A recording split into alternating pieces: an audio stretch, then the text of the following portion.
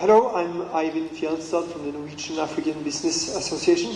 A question for you, Ms. Helen Hai. I'm wondering, before your firm made this large investment in Ethiopia, did Ethiopia and China made a bilateral investment treaty, or what kind of treaty did you sign before entering this? Thank you. To answer your question, first of all, I first went there was no treaty to be signed.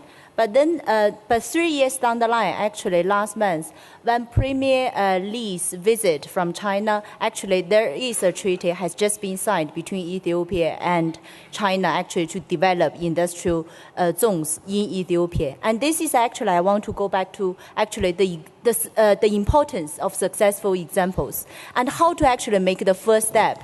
You know, I have a lot of admire to the late Prime Minister Meles. As a leader of the country, he would actually took the Justice advice. In 6 months later, himself talking to investors from China, and then promising them, if you come to my country, I will personally help you to solve the problem, because he knows that's the investment he wanted. And I think if as a leader, if you're just sitting in your country, expect your country's total investment environment going to improve, I would say the investor you really want, probably you will wait another 20 years. This is like a matching, you know, like a dating. If you don't make the initiative, you just expect them to come to me. I mean, it's difficult to know the answer, but if you know what you want, you have to go for it.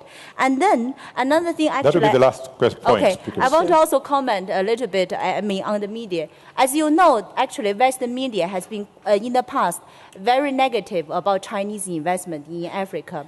And then back in 2012, actually, when I first got the notice from CNN, they want to do an interview with me. I was actually at the beginning reluctant. But then I thought, you know, I have nothing to hide. Why don't I do an interview? And actually, the interview, and then it turned out very positive. And the same thing, you know, FT did, BBC did. If actually you search the company I used to run in Ethiopia and my name on the internet, I have to say all the international medias, Western medias, has been very positive about what I've done in Ethiopia. So I think, first of all, yes, you could always criticize, you know, the media offshore, but then you have to have your own story to tell. And then you have to do some good things to share. And then going back to that, I would say, as for the leaders, you have to really set up some successful examples before you want the Western media to tell the world, this is a place you can come to invest. Thank you.